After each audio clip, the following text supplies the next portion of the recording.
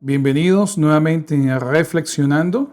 Esta semana estaremos estudiando la lección que trata acerca del amor y justicia, los dos mandamientos más importantes. Pero antes de comenzar, quiero invitarte a que le des me gusta al video, a que lo compartas con tus amistades, familiares y personas que crees que se puedan beneficiar del mismo, y te suscribas a nuestro canal para que puedas recibir más información acerca de otros proyectos y otros recursos que estaremos haciendo disponibles. Así que, sin esperar nada más, vayamos directamente a nuestro tema de reflexión de esta semana. Ahora, uno de los debates más grandes que ha existido en la cristiandad es acerca de la observancia de los mandamientos, o cómo nosotros reaccionamos al plan que Dios ha tenido, a lo que Dios ha hecho a nuestro favor. Por un lado, algunos sostienen de que sencillamente son dos los mandamientos que debemos tener: amar a Dios y amar al prójimo. Por otro lado, otros sostienen que no es nada más dos mandamientos, sino que eso incluye todo lo que Dios ha ordenado a lo largo del texto bíblico, y por supuesto incluye los famosos 10 mandamientos. Pero para reflexionar en ello, vamos a comenzar entre el dilema que existía entre Jesús y los fariseos. Ahora, ambos, Jesús y los fariseos, estaban de acuerdo en la observancia de los mandamientos de Dios. No solo en los 10 mandamientos, sino en todo lo que Dios estipula como parte de la forma en la cual sus seguidores, o sus hijos, su pueblo, debe manejarse en medio del conflicto presente entre el bien y el mal. Fue Jesús mismo quien dijo las siguientes palabras en Mateo 5, versículos 17 al 20. No penséis que he venido para abrogar la ley o los profetas. No he venido para abrogar, sino para cumplir. Porque de cierto os digo que hasta que pasen el cielo y la tierra, ni una jota ni una tilde pasará de la ley hasta que todo se haya cumplido. De manera que cualquiera que quebrante uno de estos mandamientos muy pequeños y así enseñe a los hombres, muy pequeño será llamado en el reino de los cielos. Mas cualquiera que los haga y los enseñe, éste será llamado grande en el reino de los cielos. Porque os digo, si vuestra justicia no fuere mayor que las de los escribas y los fariseos, no entraréis en el reino de los cielos. Jesús continúa este discurso haciendo referencia a dos mandamientos que están incluidos dentro del Decálogo, o los 10 mandamientos. Noten los versículos 21 y 22. Oísteis que fue dicho a los antiguos, no matarás. Eso está en el Decálogo. Y cualquiera que matare será culpable de juicio. Pero yo os digo que cualquiera que se enoje contra su hermano será culpable de juicio, y cualquiera que diga necio a su hermano será culpable ante el concilio, y cualquiera que le diga fatuo quedará expuesto al infierno de fuego. Es decir, Jesús profundiza el mandamiento de no matarás y habla acerca de la furia y las intenciones y los que llamaríamos hoy en día en psicología golpes verbales, los insultos, las humillaciones hacia los demás, también clasifican como un quebrantamiento del mandamiento no matarás. Pero hace lo mismo con un segundo mandamiento. Vayan conmigo al versículo 27 en Mateo 5. Oísteis que fue dicho, no cometerás adulterio. Nuevamente una referencia al Decálogo. Pero yo os digo que cualquiera que mira a una mujer para codiciarla, ya adulteró con ella en su corazón. Es decir, Jesús estaba de acuerdo con los fariseos en el concepto de que los mandamientos de Dios, las ordenanzas de Dios tenían que ser observadas. Y por eso hace mención de la ley y los profetas, no nada más los 10 mandamientos. Está hablando de todo lo que Dios ha ordenado. Sin embargo, Jesús lo lleva a un nuevo nivel, ya que los fariseos podían medir la observancia de estos mandamientos con las acciones externas de la persona. Un asesino, un adúltero, pero Jesús lo profundiza y dice, Dios no solo ve las acciones externas de la persona, también evalúa las acciones internas o del corazón o de la mente de las personas. Y aún en la mente uno puede transgredir estos mandamientos. Por lo tanto, el constante conflicto entre Jesús y los fariseos acerca de la observancia de un mandamiento en particular, el sábado, no consistía en la validez del sábado, sino en cómo se debía observar. Tanto los fariseos como Jesús estaban de acuerdo en la observancia del sábado, en la observancia de la fidelidad en el matrimonio, en cuanto a la santidad de la vida, en cuanto a no calumniar y en cuanto a la idolatría. Estaban de acuerdo en eso. El problema era el cómo se observaban estos mandamientos. De hecho, en el asunto del sábado, ni siquiera los mismos fariseos y los rabís se ponían de acuerdo entre ellos. Tenían diferentes leyes dependiendo de dónde ellos venían, de Babilonia o de las tierras griegas o de Jerusalén. Interpretaban cómo se tenía que observar el sábado de diferentes maneras. Sin embargo, todos estaban de acuerdo en la observancia de estos mandamientos. Ahora, los fariseos y los saduceos, los escribas e inclusive un grupo llamado los herodianos siempre estaban tratando de desacreditar a Jesús. Y usaban precisamente todas estas ideas, el cómo observar el sábado, o el cuándo se debía hacer una sanidad, o si Jesús tenía o no tenía la autoridad de perdonar pecados, etcétera, para tratar de desacreditarlo delante de los grupos, sus seguidores, las personas que lo seguían y que estaban en las audiencias que presenciaban sus discursos o sus milagros. Y en cierta ocasión trataron 3 grupos diferentes de desacreditarlo. Encontramos estas narraciones en el capítulo 22 del Evangelio según Mateo. Y noten cómo presentan 3 diferentes desafíos. El primer desafío es acerca del César o Dios, y es con el asunto de los tributos. En esta ocasión se involucran los herodianos, que era un grupo de fanáticos nacionalistas que pretendían supuestamente establecer la independencia de Israel y que veían a Herodes como una especie de Mesías o representante que podía obtener esto, y obviamente tenían después a sus hijos que habían dominado las provincias que habían estado bajo la dirección de este hombre. Así que ellos presentan un dilema, ¿no? Tienes que pagar tributo a César o a Dios, y la razón era clara. El César o el emperador de Roma se posicionaba a sí mismo como un dios. De hecho, la palabra César tiene atributos de divinidad. Por eso César Augusto o Julio César eran considerados como deidades y dentro de lo que se conocía como el famoso culto imperial. Pero la respuesta de Jesús es a ambos. Denle a César, y por eso tomó una moneda que tenía inscrito justamente el título de César y la cara de César. Dicen, denle a César lo que es de César y a Dios lo que pertenece a Dios. Así que luego entra en el juego los saduceos, ¿no? Y los saduceos, ellos, a diferencia de los fariseos, ellos no creían en los profetas, ellos nada más creían en los 5 libros atribuidos tradicionalmente a Moisés o en la Torá.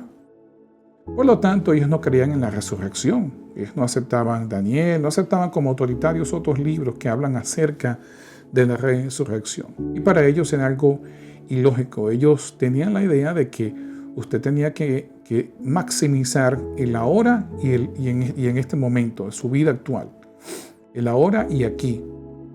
Así que le presentan a Jesús un escenario que ridiculiza, ¿no?, la idea de la resurrección. Y les dice: un hombre, ¿verdad?, se casó, pero murió. Así que la esposa fue dada a su hermano, como era determinado por la ley judía, y este mismo fenómeno ocurrió 7 veces en la resurrección. Cuando ambos estén allí, entonces, ¿de quién va a ser esposa esta señora? El escenario es completamente absurdo. Para que 7 hermanos mueran uno detrás del otro, es un escenario ridículo desde el punto de vista de la audiencia de Jesús y del contexto de Jesús. Por lo tanto, tenía cero sentido. Pero la idea, como dije anteriormente, era mofarse de la idea de la resurrección. Y Jesús les contesta diciendo: de ninguno. Y sobre todo les resalta algo importante a los saduceos: ustedes ignoran el poder de Dios, ignoran las Escrituras y ignoran el poder de Dios. Y finalmente viene el tercer desafío, esta vez directamente por los fariseos. Cuando los fariseos vieron que Jesús había callado a los saduceos, entonces decidieron ellos interactuar y traer un desafío que en sus mentes era un poco más difícil que los anteriores que le habían presentado los herodianos y los saduceos.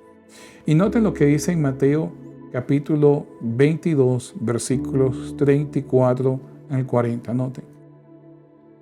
Entonces los fariseos, oyendo que había hecho callar a los saduceos, se juntaron a una. Y uno de ellos, intérprete de la ley, preguntó por tentarle, diciendo: Maestro, ¿cuál es el gran mandamiento en la ley? Y Jesús le dijo: amarás al Señor tu Dios con todo tu corazón y con toda tu alma y con toda tu mente. Este es el primero y grande mandamiento. Y el segundo es semejante: amarás a tu prójimo como a ti mismo. De estos 2 mandamientos depende toda la ley y los profetas. Es decir, la respuesta de Jesús no es uno, es todos, que se resumen en estos 2 principios: amar a Dios y amar al prójimo. Pero quiero que nos quedemos por ahorita en este principio de amar a Dios, ya que esto es un llamado de lealtad y un llamado de prioridades. Lealtad, pues muchos confunden la obediencia con la salvación, ¿verdad? Si yo hago estas cosas, si yo obedezco esto, si yo guardo estos mandamientos, entonces soy salvo. En el caso completamente opuesto, en el lado extremo, entonces muchos dicen: no, yo no guardo ninguno de estos mandamientos, porque si los guardo para salvarme, entonces estoy perdido. Así que yo no quiero guardar estos mandamientos. Lo cierto es que la obediencia no tiene que ver con la salvación. La obediencia no está ligada directamente con la salvación. Nosotros podemos ver muchos caracteres bíblicos: Moisés, David, Sansón, Gedeón, que tuvieron momentos de obediencia, por supuesto, pero también momentos de gran desobediencia, de grandes faltas como asesinatos, adulterios, idolatría, inmoralidad sexual, etc. Es decir, en ninguno de estos caracteres bíblicos, como tampoco lo es en nosotros, hay una obediencia constante, especialmente después de lo que dijo Jesús, que la obediencia no comienza en las acciones externas, sino en las acciones internas. En su lugar, la Biblia presenta la obediencia como el resultado de una relación de lealtad entre Dios y el ser humano. Es decir, yo no obedezco para ser salvo. Yo obedezco porque soy salvo. Es una reacción de adoración, de lealtad y de relación con Dios. Pero el segundo aspecto es el aspecto de prioridad. La obediencia a Dios, la obediencia a los mandamientos, es el resultado de establecer a Dios como mi prioridad. Es el resultado de yo ver que es más importante seguir a Dios que buscar las riquezas en este mundo, que vivir bajo la avaricia, que es más importante servir a Dios que preocuparme por mis necesidades personales, como bien lo dijo Jesús. Busca primeramente el reino de Dios y su justicia, y todo lo demás va a ser añadido. La ropa, la comida, la vivienda, Dios lo va a añadir, pero haz de Dios tu prioridad. Ciertamente nosotros le somos fieles a nuestras esposas, por amor a ellas, pero por encima de nuestro amor a ellas está nuestro amor hacia Dios. Dios es nuestra prioridad y sabemos, como bien lo dijo David cuando cometió su falta con Betsabé, que el serles infiel sería un pecado no solo en contra de ellas, sino en contra de Dios también. Así que la obediencia es resultado de que Dios es la prioridad en mi vida. Quizás el ejemplo más clásico de esto lo podemos encontrar en la historia del joven rico que se encuentra en Mateo 19. Vamos a leerla y vamos a meditar en esta idea que primero, la obediencia no te salva, pero segundo, la obediencia es necesaria una vez que yo establezco una relación con Dios, mi Salvador y mi Creador. Nótenlo cómo Jesús relata, cómo Mateo relata esta historia, este encuentro de Jesús con este joven. Entonces vino uno, versículo 16, Mateo 19, 16. Entonces vino uno y le dijo: Maestro bueno, ¿qué bien haré para tener la vida eterna? Y él le dijo: ¿por qué me llamas bueno? Ninguno es bueno sino uno, Dios. Mas si quieres entrar en la vida, guarda los mandamientos. Le dijo: ¿cuáles? Y Jesús le dijo: no matarás, no adulterarás, no hurtarás, no dirás falso testimonio, honra a tu padre y a tu madre, y amarás a tu prójimo como a ti mismo. Entonces el joven le dijo: todo esto he guardado desde mi juventud. ¿Qué más me falta? Jesús le dijo: si quieres ser perfecto, anda, vende lo que tienes y dalo a los pobres, y tendrás tesoro en el cielo, y ven y sígueme. Y oyendo el joven esta palabra, se fue triste, porque tenía muchas posesiones. Este joven guardaba los mandamientos en la perfección. De hecho, dice: desde mi juventud he hecho todo esto. Sin embargo, el guardar todos estos mandamientos no le había hecho salvo, no le había dado la salvación, y él lo sentía. Lo triste es que él pensaba que necesitaba una mayor obediencia para ser salvo. Él pensaba: quizás hay un mandamiento que no estoy guardando bien. Quizás hay algo que estoy haciendo que no está bien y por eso todavía no me siento seguro de mi salvación. Y quiero decirte algo. Siempre que bases tu salvación o la seguridad de tu salvación en las obras que tú ejecutas, en la obediencia que tú tienes, en la perfección que tú puedas o piensas que puedas alcanzar, siempre te sentirás inseguro de tu salvación, porque nunca tu obediencia va a ser perfecta, como es el caso de este joven, como era el caso de Nicodemo, que guardaba también todos los mandamientos y de noche vino escondido a Jesús a decirle qué pasaba, porque tampoco se sentía salvo.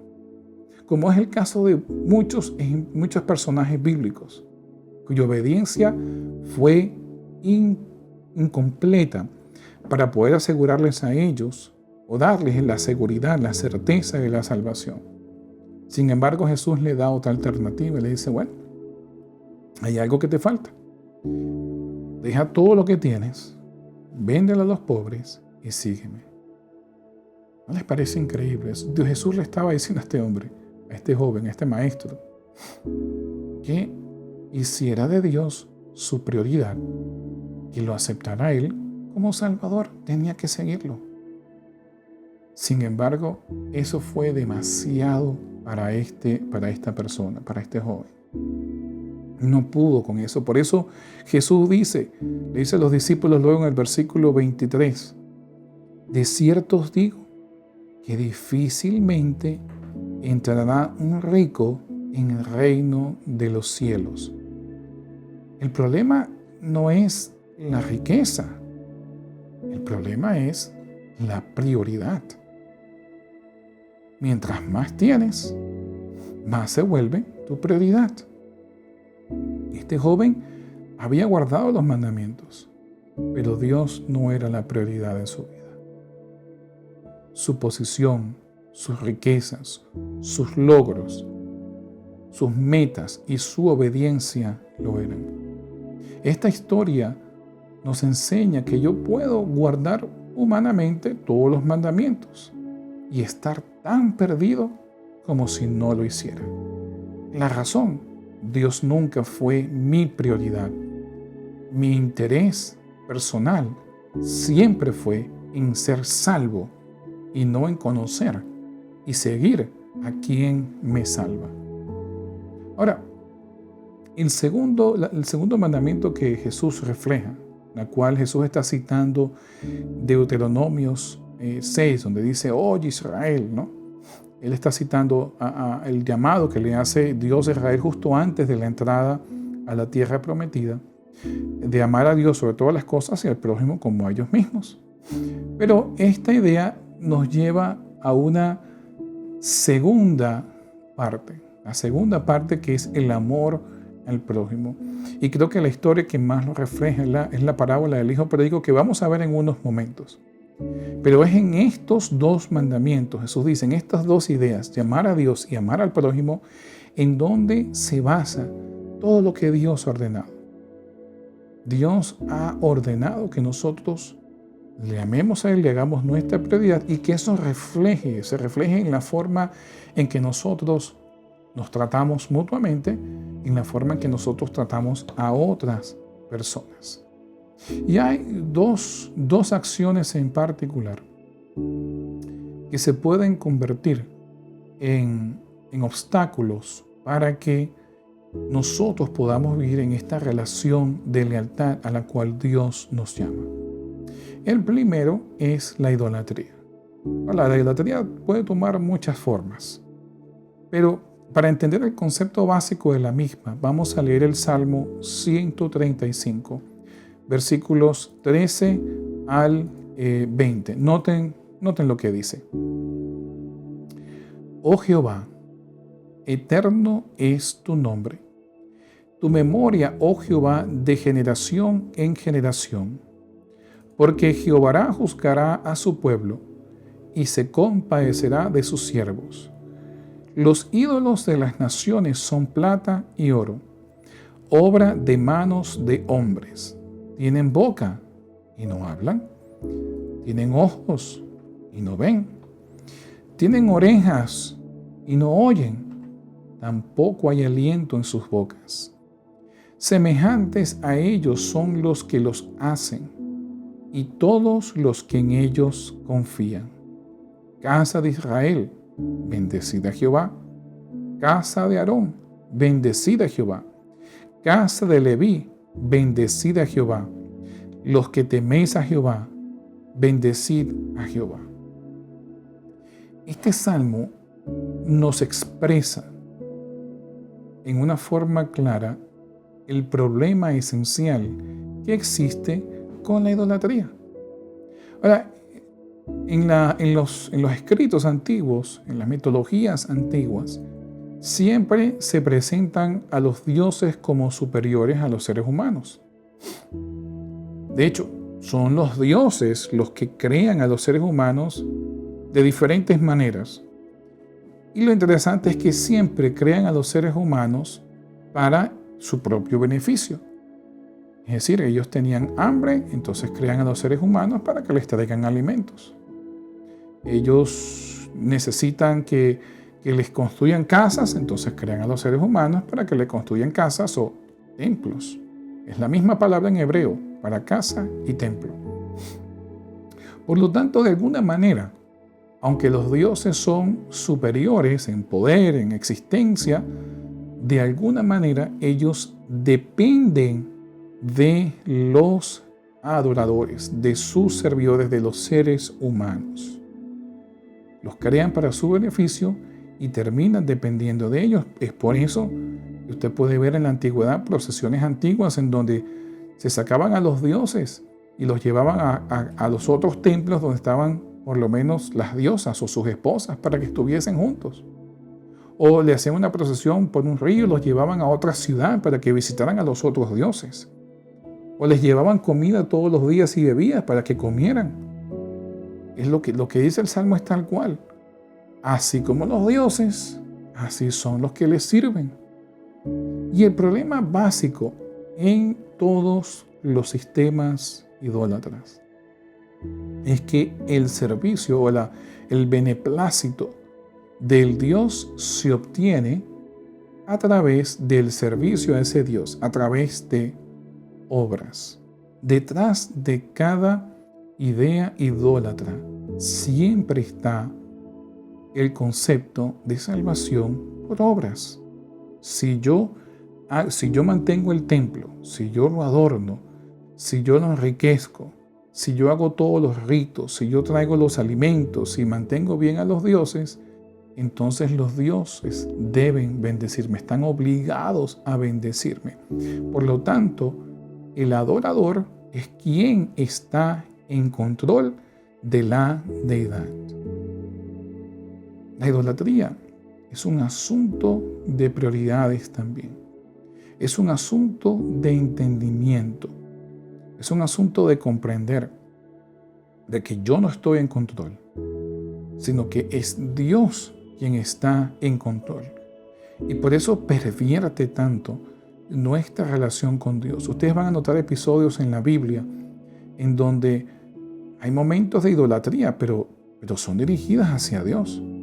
Cuando Aarón hizo el becerro de oro, él no dijo, este es Ra o Ta o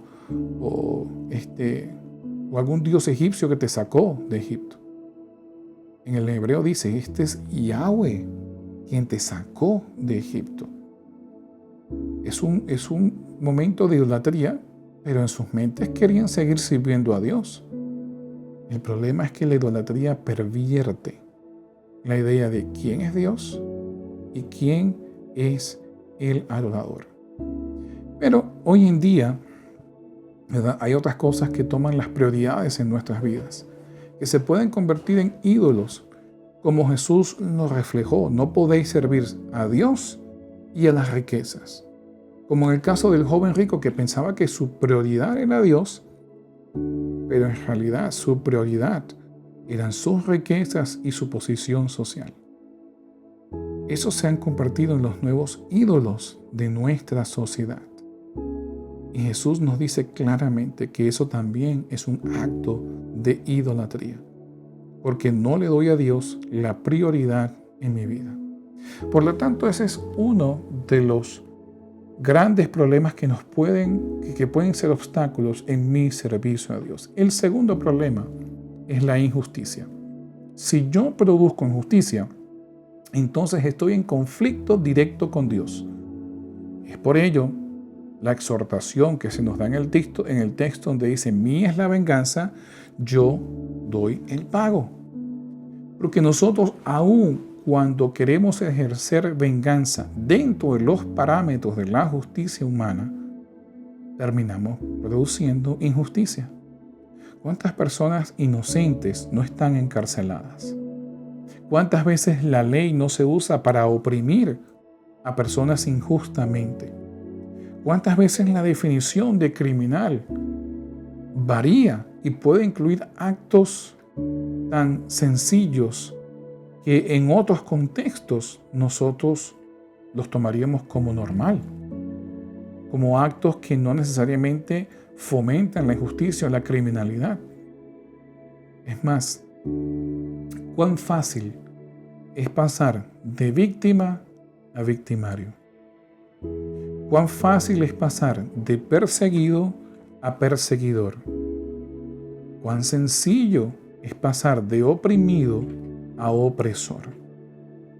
Noten lo que nos dice Zacarías, versículos 4 al 8, en cuanto a esta idea de ser creadores de injusticia. Noten, vino pues a mí palabra de Jehová de los ejércitos diciendo, habla a todo el pueblo del país y a los sacerdotes diciendo, cuando ayunasteis y llorasteis en el quinto y en el séptimo mes estos 70 años. ¿Habéis ayunado para mí? Y cuando coméis y bebéis, ¿no coméis y bebéis para vosotros mismos? ¿No son estas las palabras que proclamó Jehová por medio de los profetas primeros, cuando Jerusalén estaba habitada y tranquila y sus ciudades en sus alrededores y el Negev y el Cefla estaban también habitados? Vino pues palabra de Jehová a Zacarías diciendo, versículo 9, así habló Jehová de los ejércitos, diciendo, juzgad conforme a la verdad, y haced misericordia y piedad cada cual con su hermano. Versículo 10. No oprimáis a la viuda, al huérfano, al extranjero, ni al pobre, ni ninguno piense mal en su corazón contra su hermano. Versículo 11. Pero no quisieron escuchar. Antes volvieron la espalda y taparon sus oídos para no oír. Y pusieron su corazón como diamante para no oír la ley ni las palabras de Jehová de los ejércitos. Enviaba por su espíritu, por medio de los profetas primeros. Vino por tanto gran enojo de parte de Jehová de los ejércitos. Ustedes pueden ver a lo largo de toda la escritura que inclusive aunque Dios escoja a un instrumento para ejecutar justicia, como lo hizo con los caldeos, ustedes pueden leer el libro de Habacuc acerca de eso, los caldeos contra la injusticia que existía en Jerusalén, o Jehú contra la obra de Acab y Jezabel. Aunque Dios te haya escogido para ejercer algún tipo de justicia, tienes que tener cuidado de que no pases de ejercer la justicia de Dios a ejercer la opresión. Dios siempre está en contra de la injusticia. De hecho, Isaías, en el capítulo 58, cuando nos habla acerca del sábado, lo conecta directamente con la promoción de la justicia. Si usted guarda el sábado, pero es productor, es originador de injusticia, es como que su observancia fuese completamente inválida. Noten lo que dice Isaías 58, versículos 1 al 8 y luego 13 en adelante. Noten lo que dice.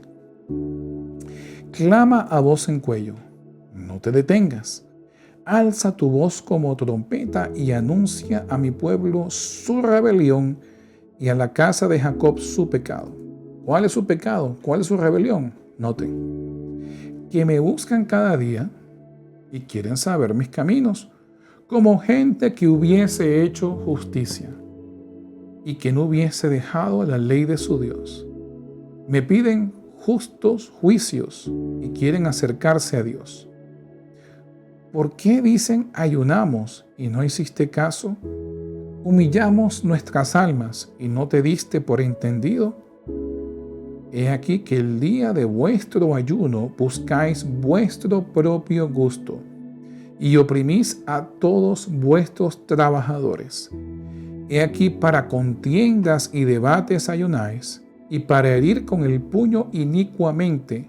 No ayunéis como hoy, para que vuestra voz sea oída en lo alto.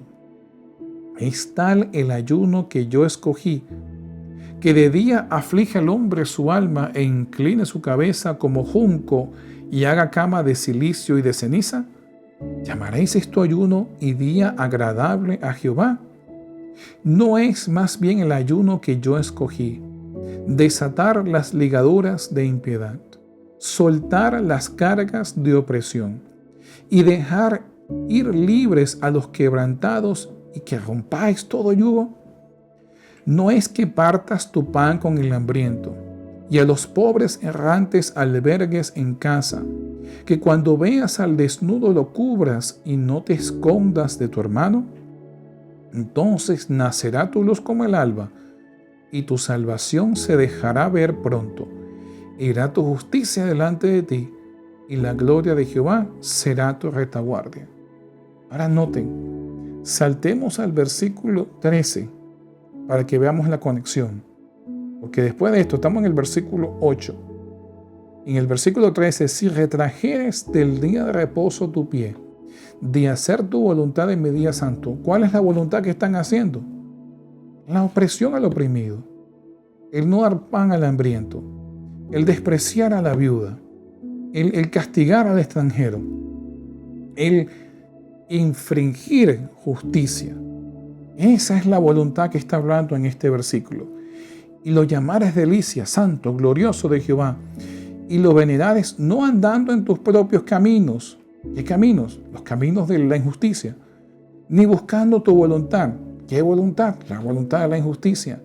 Ni hablando tus propias palabras. ¿Qué palabras? Las palabras de injusticia.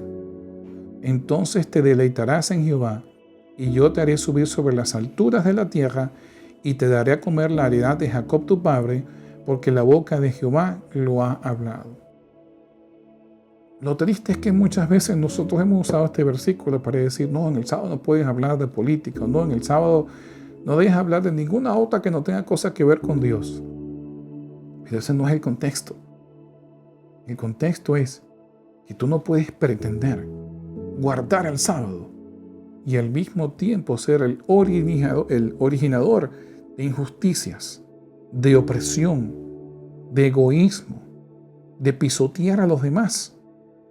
Porque eso hace que tu adoración o tu observancia del sábado sea inválida, en el mejor de los casos, hipócrita.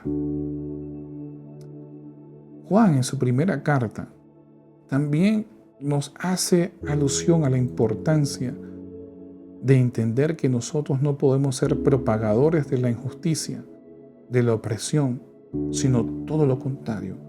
Noten lo que dice en 1 de Juan 14, 19 al 21. Nosotros le amamos a Él porque Él nos amó primero. Si alguno dice, yo amo a Dios y aborrece a su hermano, es mentiroso. Pues el que no ama a su hermano, a quien ha visto, ¿cómo puede amar a Dios a quien no ha visto? Y nosotros tenemos este mandamiento de Él. El que ama a Dios, también ame a su hermano. De hecho, Jesús nos dijo que este es la verdadera prueba del verdadero discípulo. El verdadero discípulo, la gente va a conocer en el mundo que somos discípulos de Jesús si nos amamos los unos a los otros. Y eso incluye la exclusión de cualquier práctica, decisión o palabra que infrinja injusticia. De hecho, Jesús en Mateo 25, versículos 31 en adelante al 40, lo destaca como una prueba de lealtad hacia Dios, de lealtad hacia Él. Noten lo que dice luego de hablar acerca de su segunda venida y de hablar acerca del mundo que precedería su segunda venida y de dar varias parábolas que son el manual espiritual de Jesús para la preparación para los tiempos del fin. Tenemos la parábola de las 10 vírgenes, la parábola del siervo imprudente o injusto, tenemos la parábola de los talentos y al final tenemos esta descripción del juicio de las naciones de Jesús. Y fíjense lo que dice Mateo 25, 31 en adelante. Cuando el Hijo del Hombre venga en su gloria y todos los santos ángeles con él, entonces se sentará en su trono de gloria y serán reunidas delante de él todas las naciones y apartará los unos de los otros, como aparta el pastor las ovejas de los cabritos. Y pondrá las ovejas a su derecha y a los cabritos a su izquierda. Entonces el rey dirá a los de su derecha, venid, benditos de mi Padre, heredad el reino preparado para vosotros desde la fundación del mundo, porque tuve hambre y me disteis de comer, tuve sed y me disteis de beber, fui forastero y me recogisteis, estuve desnudo y me cubristeis, enfermo y me visitasteis, en la cárcel y viniste a mí. Entonces los justos, le responderán diciendo: Señor, ¿cuándo te vimos hambriento y te sustentamos, o sediento y te dimos de beber? ¿Y cuándo te vimos forastero y te recogimos, o desnudo y te cubrimos? ¿O cuándo te vimos enfermo o en la cárcel y vinimos a ti? Y respondiendo el rey les dirá: de cierto os digo que cuanto le hicisteis a uno de estos mis hermanos más pequeños, a mí lo hicisteis. ¿Te das cuenta?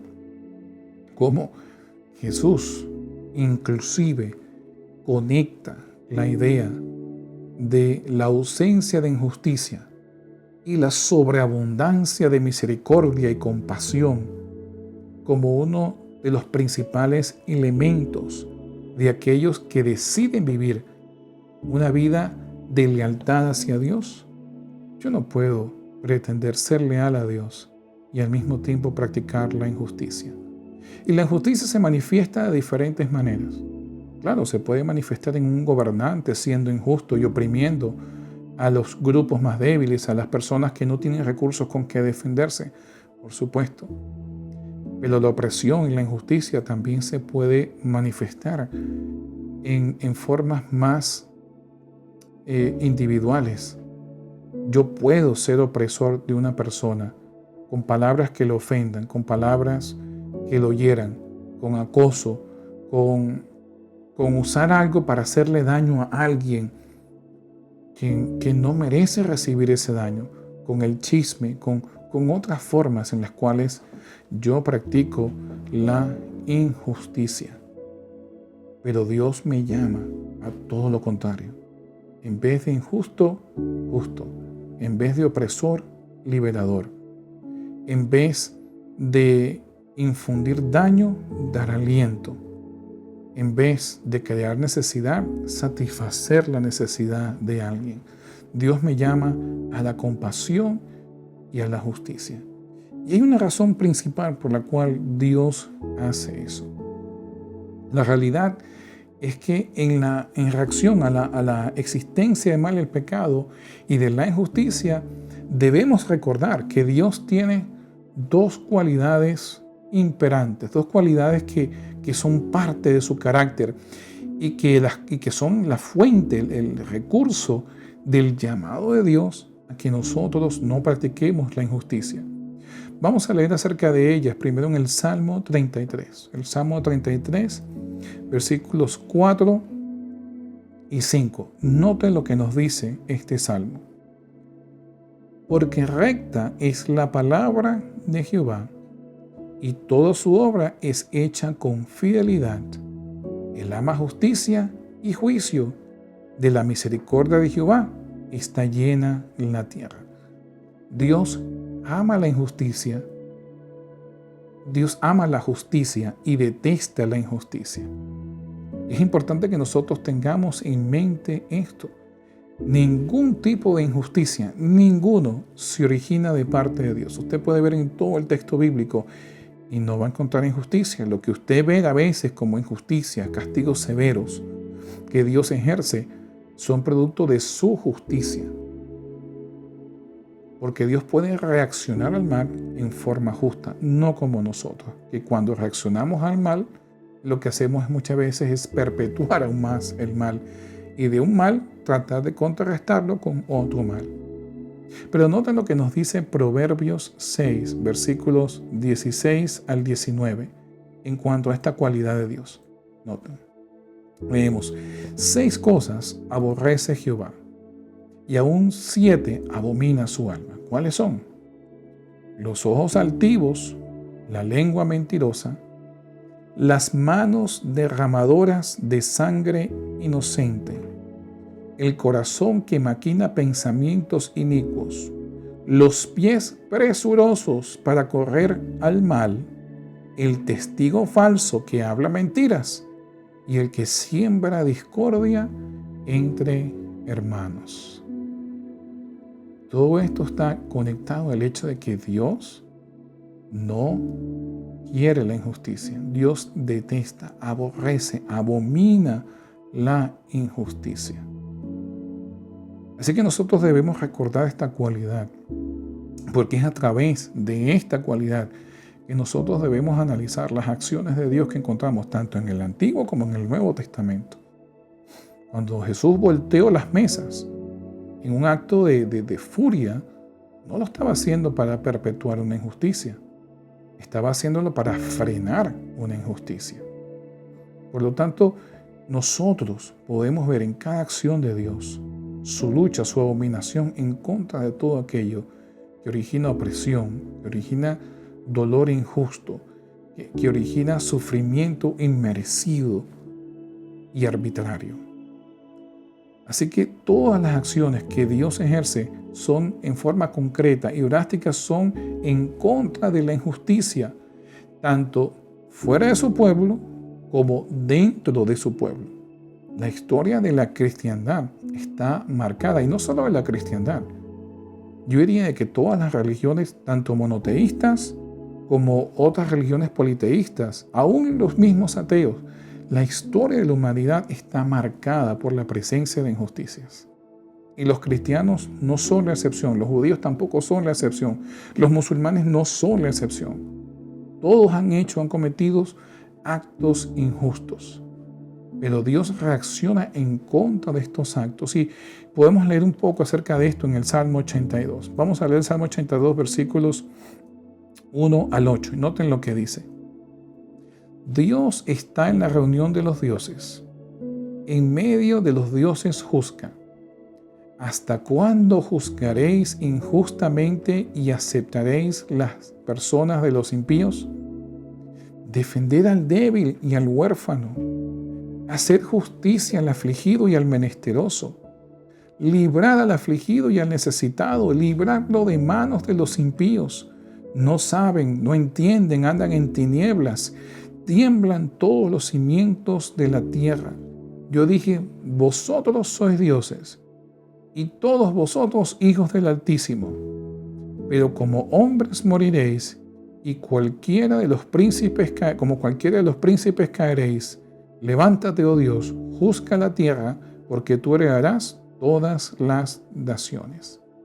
Dios jamás va a estar del lado del opresor, ni del que ejecuta la injusticia, y siempre del lado del oprimido, del lado de la víctima.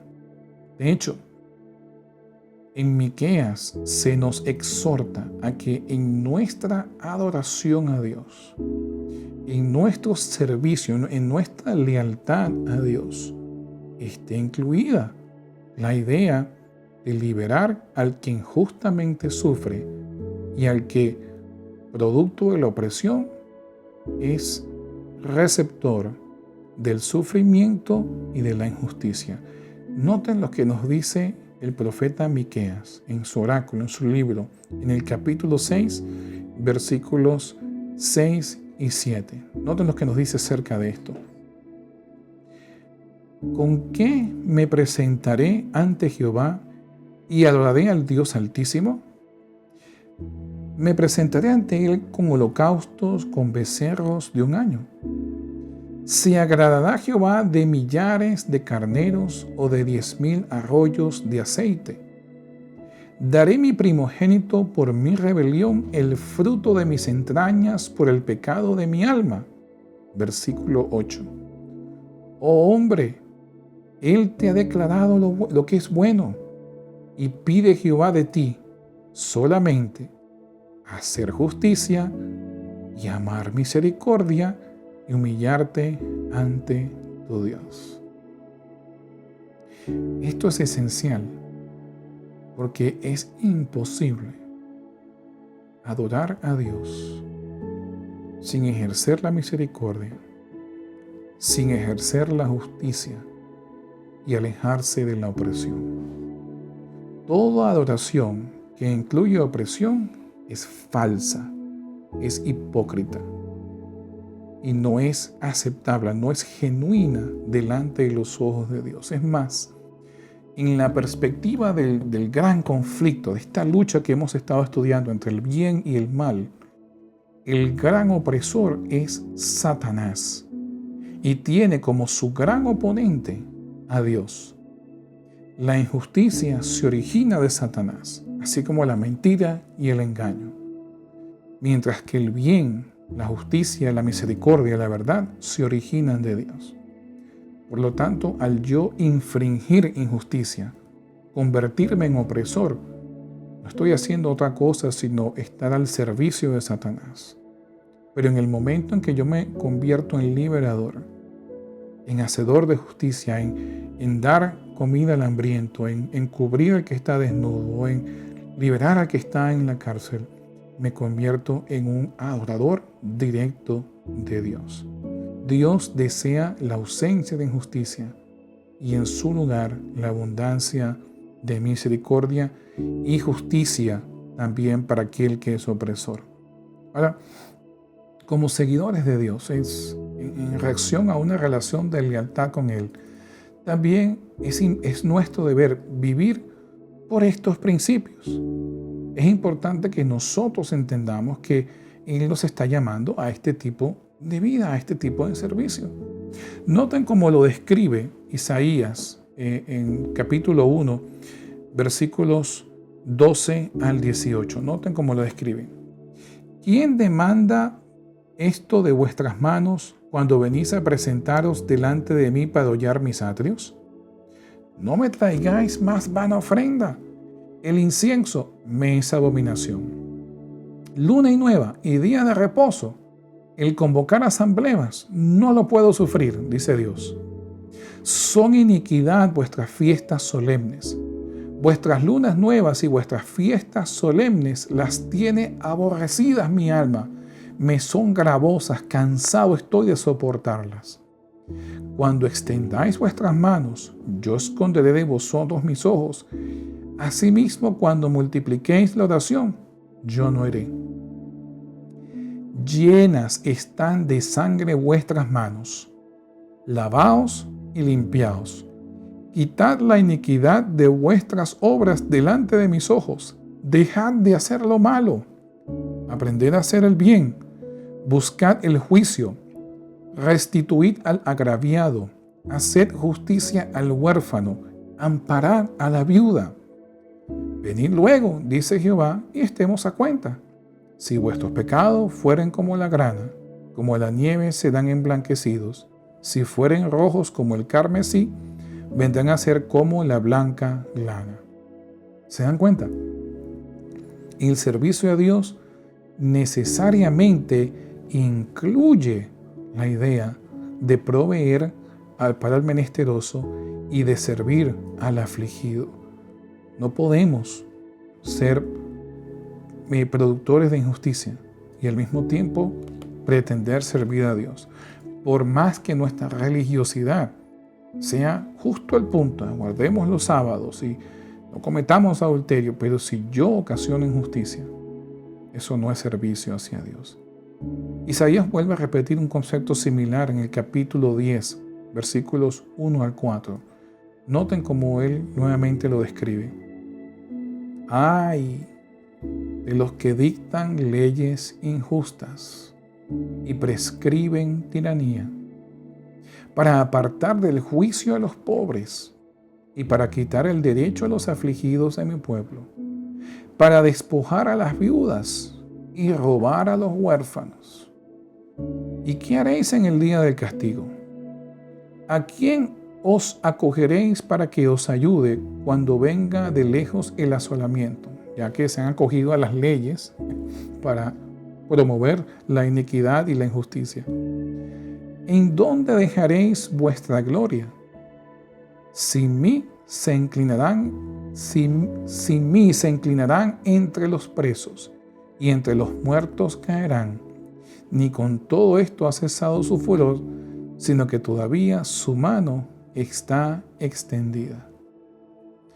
La Biblia está repleta de exhortaciones similares contra Israel, contra Babilonia, Asiria, Moab, Edom, los reyes y gobernantes del mundo, etc. Aún a nosotros se nos advierte no ser perpetuadores ni ejecutores de la injusticia. ya en una forma más personal, ya no en contra de los gobernantes que usan las leyes injustamente, sino más personalmente hacia uno.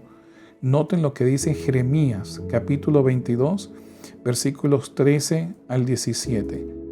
Ay del que edifica su casa sin justicia y sus alas sin equidad, sirviéndose de su prójimo de balde y no dándole el salario de su trabajo. ¿Qué dice?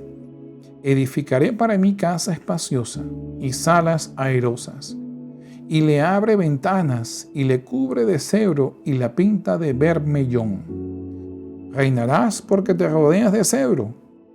¿No comió y bebió tu padre e hizo juicio y justicia y entonces le fue bien? Él juzgó la causa del afligido y del menesteroso y entonces estuvo bien. ¿No es esto conocerme a mí? Dice Jehová, mas tus ojos y tu corazón no son sino para tu avaricia y para derramar sangre inocente y para la opresión y para hacer agravio. No es solo el gobernante, esto nos incluye a todos, a todos. Nosotros debemos entender que Dios nos llama a una vida justa. Y justa no es perfecta. Justa quiere decir en ausencia de injusticia. De hecho, el gran problema que tenían los fariseos era aparentemente su inconsistencia entre su supuesta religiosidad y la colecta de ofrendas y para dar a los pobres, pero que no estaba conectada con su corazón y los hacía en realidad productores de injusticia. Noten lo que dice Jesús en Mateo 23, versículos 13 al 15 y luego 23 y 24. Noten lo que dice. Mas ay de vosotros, escribas y fariseos hipócritas, porque cerráis el reino de los cielos delante de los hombres, pues ni entráis vosotros, ni dejáis entrar a los que están entrando. Ay de vosotros, escribas y fariseos hipócritas, porque devoráis las casas de las viudas y como pretexto hacéis largas oraciones. Por esto recibiréis mayor condenación. Ay de vosotros, escribas y fariseos hipócritas, porque recorréis mar y tierra para ser un prosélito, y una vez hecho, le hacéis 2 veces más hijo del infierno que vosotros. Versículo 23. Ay de vosotros, escribas y fariseos hipócritas, porque diezmáis la menta y el eneldo y el comino, y dejáis lo más importante de la ley, la justicia, la misericordia y la fe. Esto era necesario hacer sin dejar de hacer aquello. Y a ciegos que coláis el mosquito y tragáis el camello. Versículo 25 y 26. Ay de vosotros, escribas y fariseos hipócritas, porque limpiáis lo de afuera del vaso y del plato, pero por dentro estáis llenos de robo y de injusticia. Fariseo ciego, limpia primero lo de dentro del vaso y del plato, para que también lo de afuera sea limpio. Versículo 27 y 28.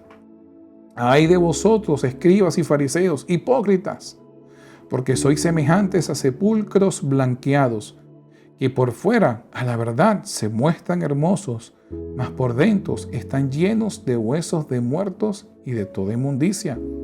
Así también vosotros por fuera, a la verdad, os mostráis justos a los hombres, pero por dentro estáis llenos de hipocresía e iniquidad.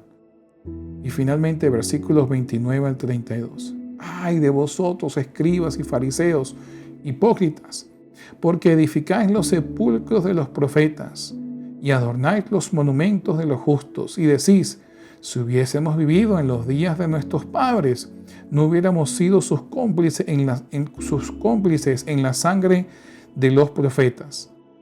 Así que dais testimonio contra vosotros mismos de que sois hijos de aquellos que mataron a los profetas.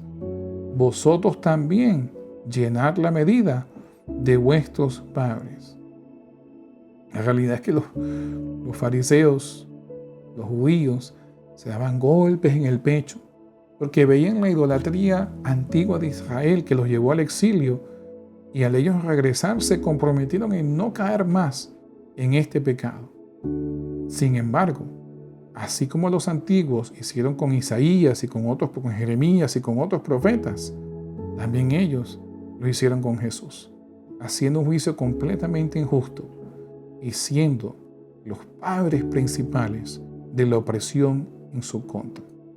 No podemos servir a Dios y practicar la injusticia. Lo uno no compagina con lo otro. No se mezcla, no funciona, no sirve.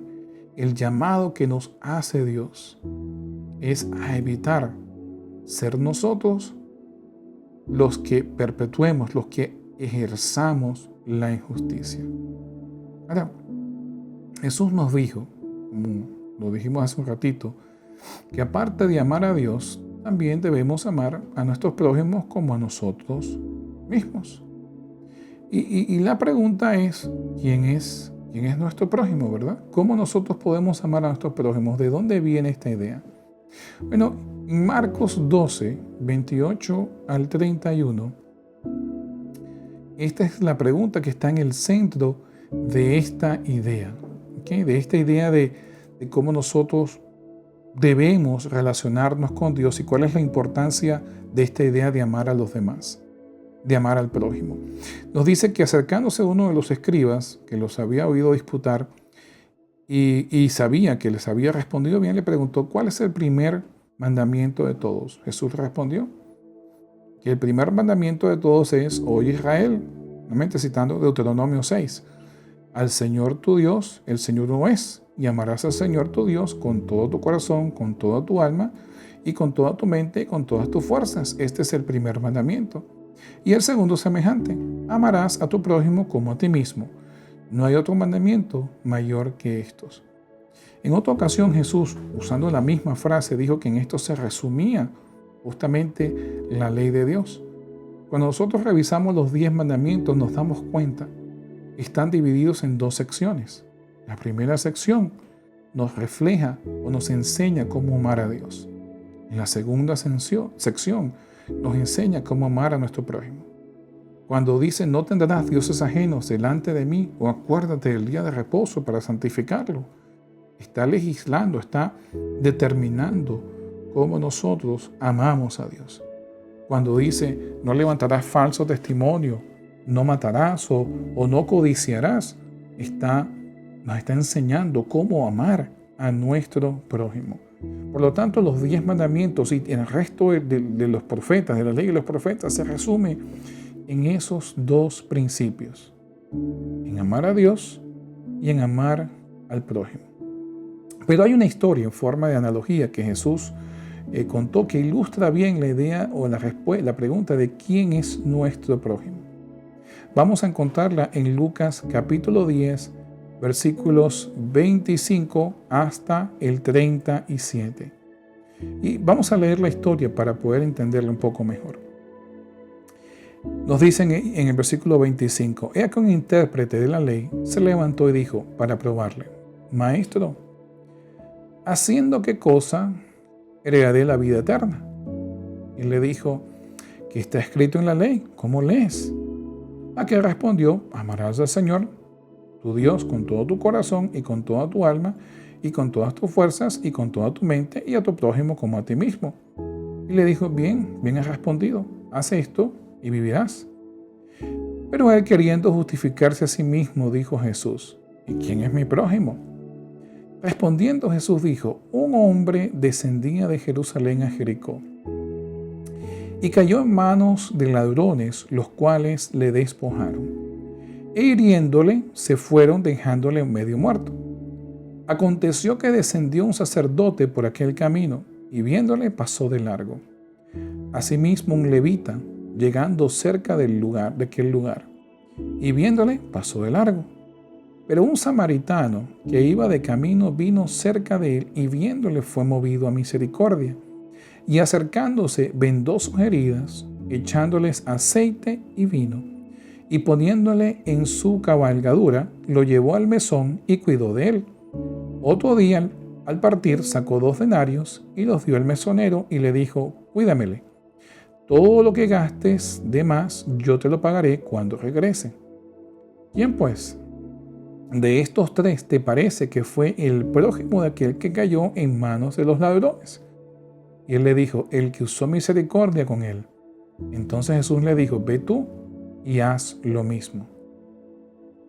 Lo interesante es que este hombre que había sido víctima de este crimen venía de Jerusalén a Jericó, es decir, era un judío. Y los judíos no se la llevaban muy bien con los samaritanos. De hecho, los despreciaban y los veían como rivales ideológicos y religiosos. Los samaritanos tenían su propio templo en el monte Gerizim.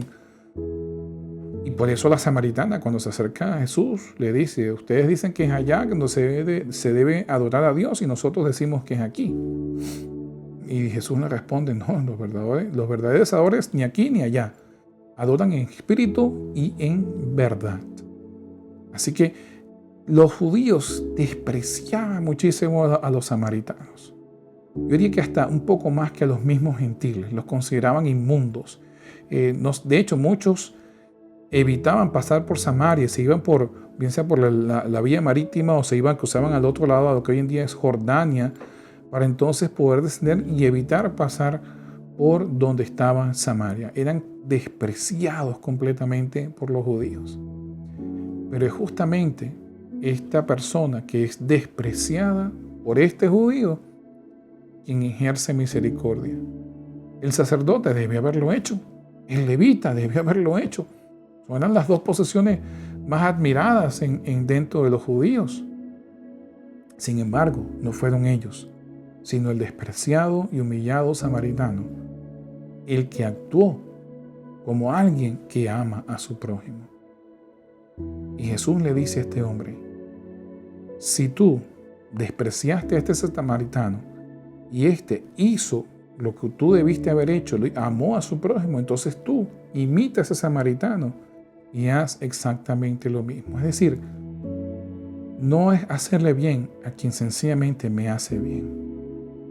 Es hacer bien, es ejercer misericordia aún a aquel que no me ha hecho bien. Y eso no elimina la idea de justicia. Dios es justo. Dios es justo. Y el opresor paga por sus crímenes. Pero lo que Jesús está diciendo es que justamente al que peor me trató, a ese también tengo que ejercer misericordia. Como dijo Mateo 5, ¿verdad? Si ustedes aman a sus amigos, eso lo hacen los publicanos y los cobradores de impuestos también. Pero amar al enemigo, ya eso es diferente. Ese fue el problema del joven rico. Este joven rico no entendió el llamado a la misericordia, a la justicia y al amor al oprimido que Dios nos hace. La existencia del mal ha impactado todo, aún nuestros sentimientos, nuestra mente. Dios desea transformarnos y alejarnos de la iniquidad, de la injusticia y del mal. Es una obra que solo Él puede hacer. Y al mismo tiempo, no la fuerza en nosotros. Esta es la obra que describe Jesús acerca del Espíritu Santo. Noten lo que dice en la última discurso de Jesús a los discípulos antes de enfrentarse a la cruz. Noten lo que Juan describe, que Jesús describe, que es la obra del Espíritu Santo. Juan capítulo 16, versículos 8 al 11. Y leemos lo siguiente: y cuando Él venga, convencerá al mundo de pecado, de justicia y de juicio. De pecado, por cuanto no creen en mí. De justicia, por cuanto voy al Padre y no me veréis más. Y de juicio, por cuanto el príncipe de este mundo ya ha sido juzgado.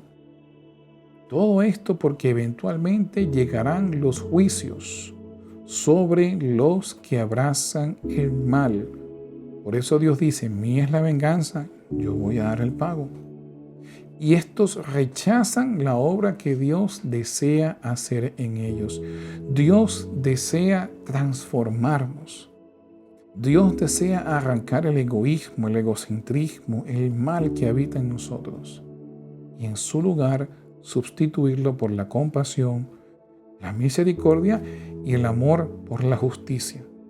Por la justicia y la justicia que defiende al oprimido, no que garantiza el éxito del opresor. Es una justicia diferente a la justicia humana. Dios nos llama a eso. Amarle a Él por sobre todas las cosas y amar a nuestro prójimo como a nosotros mismos. Salmo 9, versículos 7 al 9. Salmo 9, versículos 7 al 9, dice lo siguiente. Pero Jehová permanecerá para siempre. Ha dispuesto su trono para juicio. Él juzgará al mundo con justicia y a los pueblos con rectitud. Jehová será refugio del pobre, refugio para el tiempo de angustia. Dios ejerce juicios. Nos recuerda que debemos respetar a nuestras autoridades y amar a nuestros prójimos y evitar ser los perpetuadores de injusticia y de opresión. Yo no puedo servir a Dios si no estoy dispuesto a liberar al afligido y al oprimido. Eso impacta mi relación con Dios. Al mismo tiempo, sabemos que Dios es justicia y que traerá juicio y toda obra a condenación que haya sido mala.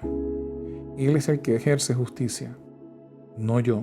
Por eso dice, mía es la venganza, yo doy el pago. Ahora la decisión está de nuestra parte. Aceptar o no la obra que Dios desea hacer en mí. Erradicar el mal y en su lugar convencerme de justicia, de pecado y del juicio que solamente le pertenece a Él. Aceptemos la invitación de amar a Dios y de amar a nuestro prójimo. Espero que les haya sido de beneficio toda la información que hemos compartido hoy en este programa y les esperamos la siguiente semana en otro episodio de Reflexionando. Bendiciones para todos.